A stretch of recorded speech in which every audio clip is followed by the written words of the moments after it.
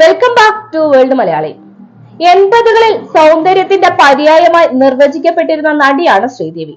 Indian സിനിമയിൽ ശ്രീദേവി ഉണ്ടാക്കിയ തരംഗം ചെറുതൊന്നുമല്ല. ഇന്ത്യയിലെ സിനിമാ പ്രേമികൾ ആദ്യമായി ഒരു നടിയെ ലേഡി സൂപ്പർ സ്റ്റാർ എന്ന് വിളിച്ചിട്ടുണ്ടെങ്കിൽ അത് ശ്രീദേവിയാണ്. പാൻ ഇന്ത്യൻ എന്നൊക്കെ പറഞ്ഞു തുടങ്ങുന്നതിന് പതിറ്റാണ്ടുകൾ മുമ്പ് പാൻ ഇന്ത്യൻ താരമായി മാറിയ നടിയാണ് ശ്രീദേവി. തെന്നിന്ത്യൻ സിനിമകളിലെ മുൻനിര താരമായി തിളങ്ങി നിന്ന താരം ബോളിവുഡിലും വിജയം ആവർത്തിക്കുകയായിരുന്നു. വിട പറഞ്ഞിട്ട് വർഷം 5 കഴിഞ്ഞെങ്കിലും ശ്രീദേവിയുടെ വശ്യതയും അഭിനയ മികവും ഇന്നും ആരാധകർക്കിടയിൽ ചർച്ചയാണ്. ഇന്നും ശ്രീദേവിക്കൊരു പകരക്കാരിയെ കണ്ടെത്താൻ ഇന്ത്യൻ സിനിമയ്ക്ക് ഇനി സാധിക്കുമോ എന്നും തോന്നുന്നില്ല. ശ്രീദേവി ചെയ്ത സിനിമകളിലെ ക്യാരക്ടർ ലുക്കുകളിൽ പലതും ഇന്നും ഐക്കോണിക്കായി നിലനിൽക്കുന്നുമുണ്ട്. ചാന്ദിനി, നഗിൻ തുടങ്ങിയ സിനിമകൾ ഇതിന് ഉദാഹരണമാണ്. സിനിമകളിലെ തന്റെ മേക്കപ്പിലും കോസ്റ്റ്യൂമിലുമെല്ലാം വളരെ ശ്രദ്ധ നൽകുന്ന ആളായിരുന്നു ശ്രീദേവി. ചാന്ദിനി എന്ന സിനിമയിൽ ശ്രീദേവി ധരിച്ച വെള്ള സാരി അന്ന് സെൻസേഷനായി മാറിയിരുന്നു.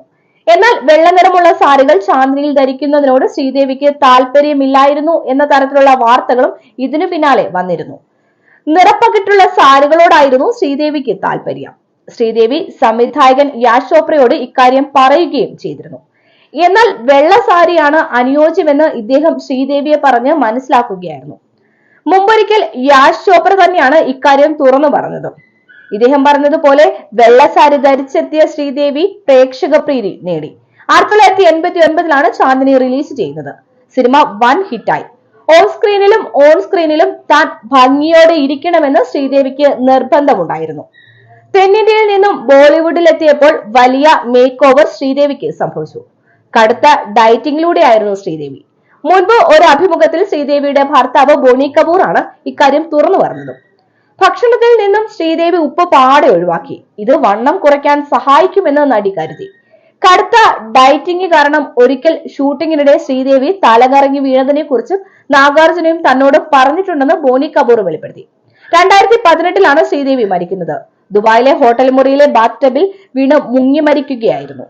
ബന്ധുവിന്റെ വിവാഹത്തിന് ദുബായിലെത്തിയതായിരുന്നു ശ്രീദേവി. മരണശേഷം പല അഭ്യൂഹങ്ങളും ഉയർന്നു വന്നു. ആരോഗ്യവതിയായ ശ്രീദേവി ബാത്ത് ടബിൽ മുങ്ങി മരിച്ചു എന്ന് പറയുന്നത് വിശ്വാസയോഗ്യമല്ലെന്നാണ് ഉയർന്നു വന്ന ആരോപണം. കുറച്ചു നാളുകൾക്ക് ശേഷമാണ് മരണം സംബന്ധിച്ചിട്ടുള്ള അഭ്യൂഹങ്ങൾ അവസാനിച്ചതും. ശ്രീദേവിയുടെ മകളായ ജാൻവി കപൂർ ഇന്ന് ബോളിവുഡിലെ യുവ നടിയാണ്. ശ്രീദേവി മരിച്ച അതേ വർഷമാണ് ജാൻവി സിനിമാ രംഗത്തേക്ക് കടന്നു വരുന്നത്. ഇളയ മകളായ ഖുഷി കപൂറും സിനിമാ രംഗത്തേക്ക് കടന്നു വരാനുള്ള ഒരുക്കത്തിലാണ്.